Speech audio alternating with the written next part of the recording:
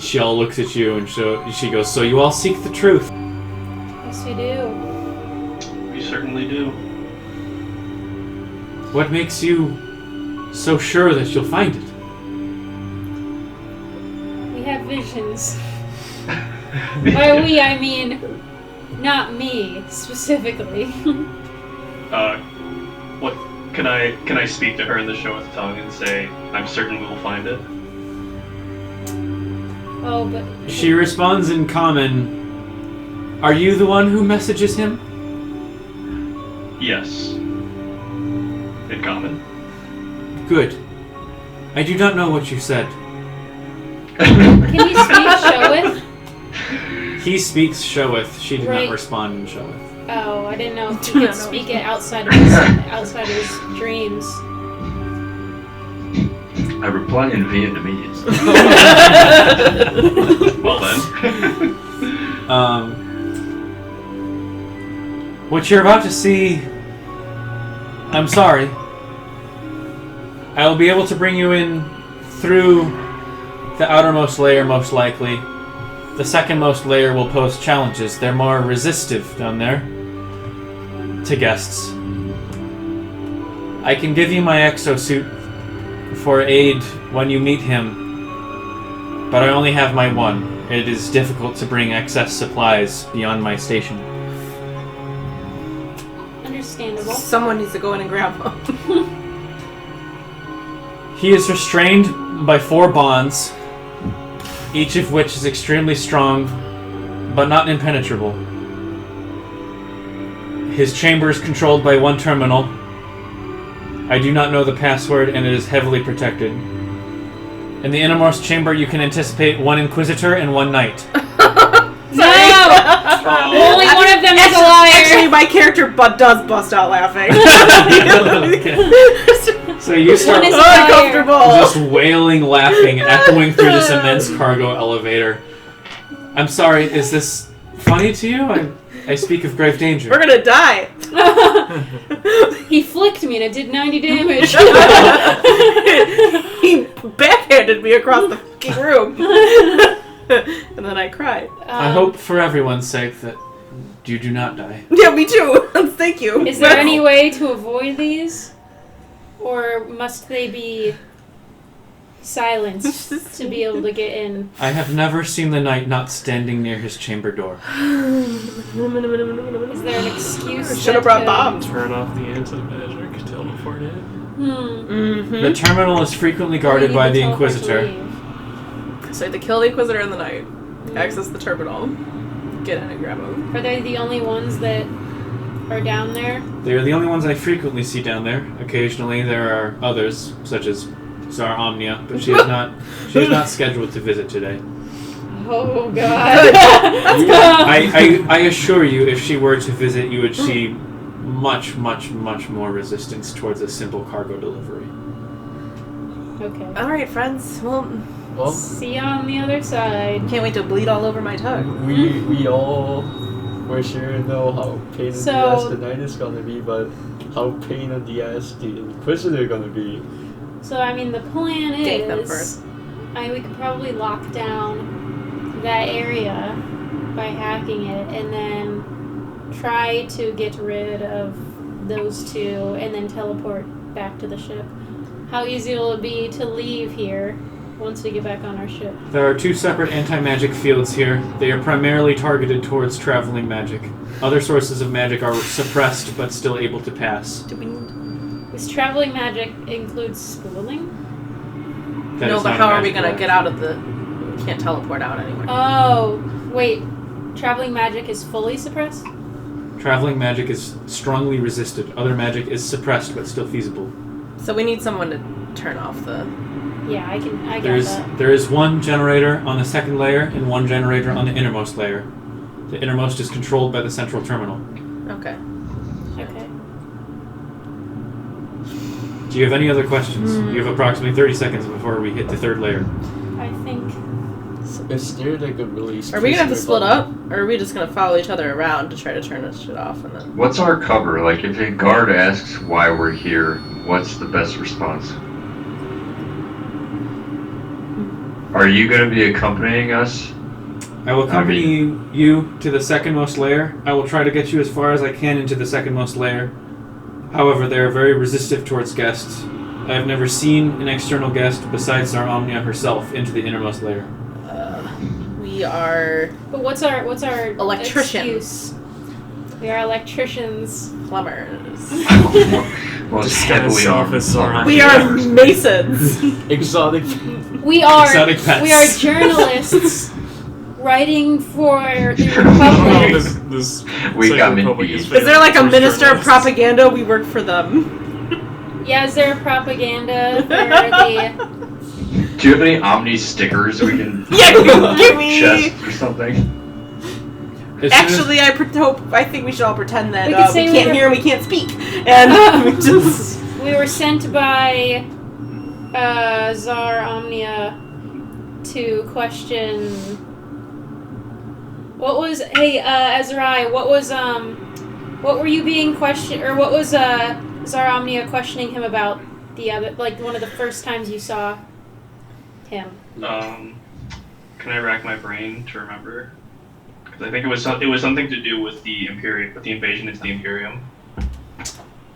Make a history check. Because we could say we were sent on behalf of Tsar Omnia to try to get more information from him.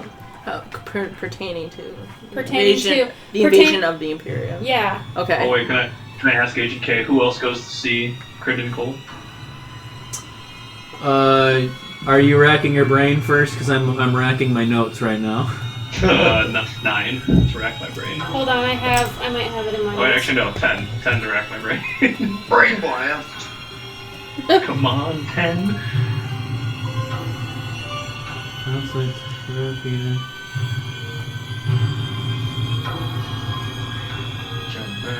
Gary needs a new shoes. Come on! Gary needs new pair of shoes! That was funny. Sorry for the. No, it's okay. It's been a minute. Yeah. That's it. I The don't immersion is have broken. details My of the night is first ruined. meeting in my notes either.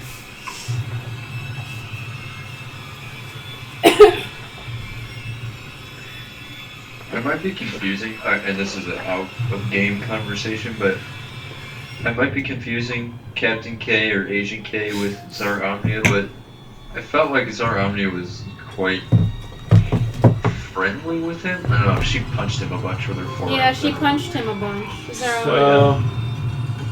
So. Some big torture going on. Small tortures. I So- think of the suicide mission from Mass Effect 2 soundtrack playing right now. The Which is apt, I think. Agent K was the woman who was in Crinden's chamber giving him details of the Sector Republic invasion of the Imperium of the Triumvirate. Detailing the progress and certain details. It seemed like Agent K was on his side. Tsar Omnia was the four-armed massive woman beating the shit out of him, asking him questions. Don't threaten me with a good time. Referred to her as Annabelle. The other vision. And Crinden Cole tells her, holiday. Breach. Jesus, John. Ah! So, you remember. How could someone who makes things so wholesome say things like that? So you saw her repeatedly punching him with, like, what was concerning was, given the amount of force it seemed she was inflicting upon him with her punches, like, you can see, like, his whole body kind of undulate in pain from these immense just jabs into his gut. What was concerning was she barely kind of had any wind-up. She just could ignite these immense punches from just kind of casually standing. You had visions of Crinden, one where you saw Tsar Omnia beating Crinden with surprising strength and referred to her as Annabelle. That's what I have in the notes. What she would have been asking...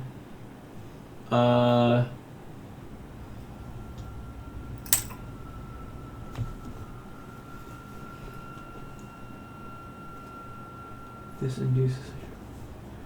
I think I have in my notes for the first time it was Agent K talking about the sector Republic invasion. She was asking what did you see?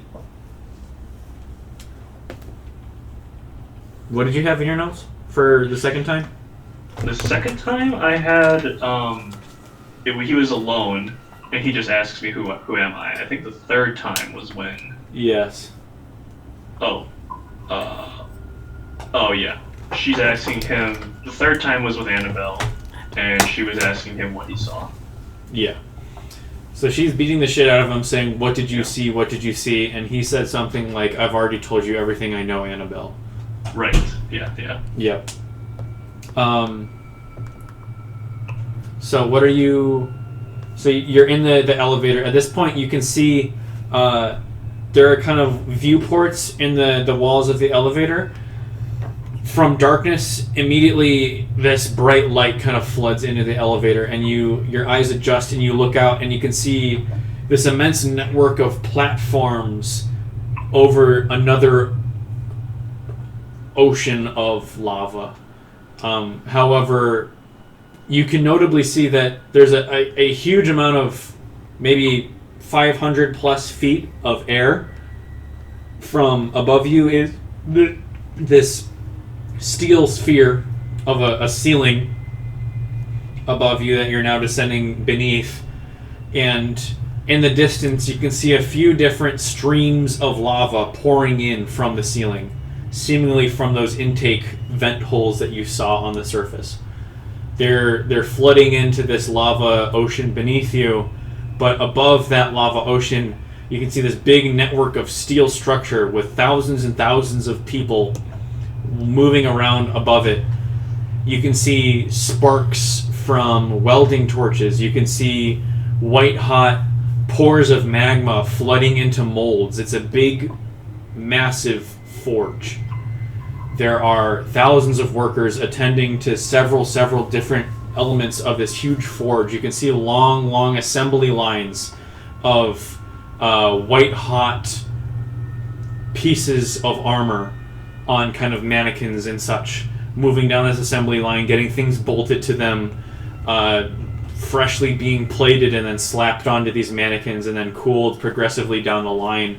You can see for at least a mile or two of just this endless line of, there's some like person armor, there's some tanks, you can see elements of ships being built, and there's just thousands of these people that are carrying different tools, shirtless, wearing basically loincloths, walking around, just emaciated skeletal people hobbling around tending to this forge line.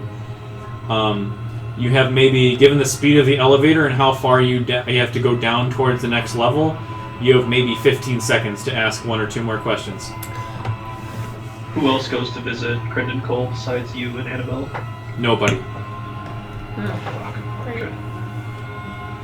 What do you normally do when you go to approach the door? Sometimes I'm given feeding duty to sustain him and give him necessary items to keep him to survive. During these times, when private, I give him reports on how the resistance is going. Anyone else? That's all. I just need to know. Are you only allowed in to feed? It is me or the Inquisitor.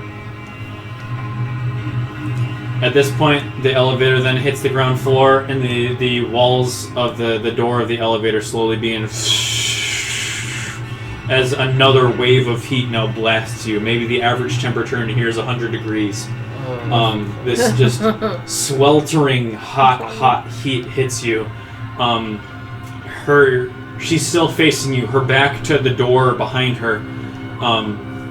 And she goes, "May the new light guide us all." And she turns around and then continues walking towards into the forgery. You can see these open, bare platforms that then, after this brief walkway into this just immense, massive forge network of, there are sections of big platforms of assembly lines, and then there are brief kind of conveyor belts over just pure magma flow There seems to be kind of a segregation pattern between different sectors of the forge, where there are guard checkpoints that only members of this exact portion of the forge may be here. You pass through this sweltering mass of hundreds of just emaciated skeletal people, just like their eyes gaunt as some of them are chipping away at trying to forge out this molten magma. Some of them controlling machinery that are forming these steel plates around these mannequins in like kind of tank-like structures. Some of them are stamping out just legions and legions of bullets. They're all just minding their own business. They all avert your gaze as you walk through these crowds. They separate like the Red Sea as you pass through them, and you can see another guarded checkpoint. There's about 4 or 5 rifle-armed guards that kind of nod at Agent K, and they pass through you, all of them kind of giving you this dirty glare as you walk through them. They're all drenched in sweat themselves, wearing this armor seemingly out of like hatred. They're these pools and streams of sweat coming down. Each of them have bottles of water essentially strapped to them, almost as if it was like grenades instead of grenades is water bottles. They have a handful of magazines for their rifles, but you can see them frequently chugging this water because they're just in this endless sweltering heat. You go for maybe half an hour passing through this immense forgery, eventually getting towards the end of one of the lines where you can see it seems to be that they're making the armor for knights. This immense gargantuan humanoid armor starts to cool, it takes on this chrome shining sheen as it cools, and it assumes its kind of regular form from being white hot, and then it goes off, descending into another tunnel, into darkness that you cannot see further, into another sector of the forge. You can see maybe 100 feet of lava ocean across. You then take a turn, several other turns through maybe 6 more guarded checkpoints. Is there anything you all are looking for as you're taking this kind of brief tour through hell? Fucking the escape terminal route. like the first terminal? Or is that on the 3rd floor? It's on the 2nd floor. Which terminal? You said she said there's a zone 1 and a zone 2 that control like the anti-magic field? You are on the outermost layer. There's one terminal on the 2nd layer and one terminal on the innermost layer. Okay. The outermost layer is segregated into many, at least 80 or so terminals. And as you're passing by, you kind of see one terminal being guarded by a soldier at each kind of section of the forge. There are checkpoints between the different sections, and towards the center or towards some kind of out-of-the-way space, there's one terminal that seems to, you're guessing, controls power flow to the various portions of this exact section of forge. Okay. You don't see any cells here. Everybody here is working. Okay. Anybody else looking for anything as you pass through? Fuck. Are there any extra, actual knights around? Are there any? You don't see Yeah. any knights as Like you're an walking inquisitor? through. Are there any? No, nobody looks any more serious than your average Sector Republic guard. Okay. They have basic assault rifles and water bottles. We can't start killing them. Am I able to discern any hierarchy amongst the guards? Any visible insignias on their uniforms or anything? There doesn't really seem to be a military-esque power structure here. They, especially with how you see, some of them have pretty shit trigger discipline, some of them have their safety off, some of them have their mags not loaded into the guns. You, especially Agent Mantis, start to recognize that they seem to be more employees than they seem to be soldiers. So this is not where the magic thing is. The magic... Second level, right? The second level is where one of the generators is, and then But, the innermost lever is another generator. Are we in the innermost level? You're in the outermost level. Okay. Oh. So we're working our way to the innermost. Yeah. Okay. You are just beneath the lava surface right now. Okay. So, the magic users feel their abilities being suppressed right now, but those who can still, like, if you were to be able to do like a firebolt cantrip, you can still kind of like spark your fingers and feel it kind of like, okay, I've still got it. But it took a little bit more effort. Okay. Anything else? Alright. Eventually, after another 20 or so minutes of walking through this sweltering heat, you approach another elevator door. We're a long way. We're really excited to teleport out of here. Yeah. Because this ain't gonna be like a run for the exit kind of thing, is it? Nope. No. This other door also seems kind of born for cargo, and also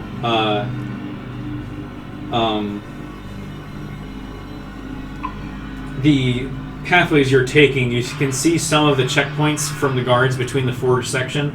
Some of them are tighter than the ones you're taking. You're seemingly taking a cargo route that are like wider pathways capable of immense hauling vehicles to bring heavier machinery down beneath. You take another cargo elevator. This time you are flanked by 2 guards as well as Agent K. Uh-oh. This time she enters the elevator and maintains facing away from you. She does not turn around and look at you. The other guards, they follow on her flank and then turn around facing you both. I just stare straight ahead. I would like to not make eye contact. Okay. I'm just gonna stare straight Like, ahead. decidedly right above her. Fantastic. I'm gonna try to look very confident. Like I know what I'm doing here. Once again, this immense lurching as the whole elevator like descends like 10 feet instantaneously and then starts slowly going its way down. There are portholes that you can see as you slowly kind of enter lower and lower towards the second kind of layer of sea of magma, and then there's this steel wall that then encapsulates you, and you all you see is darkness.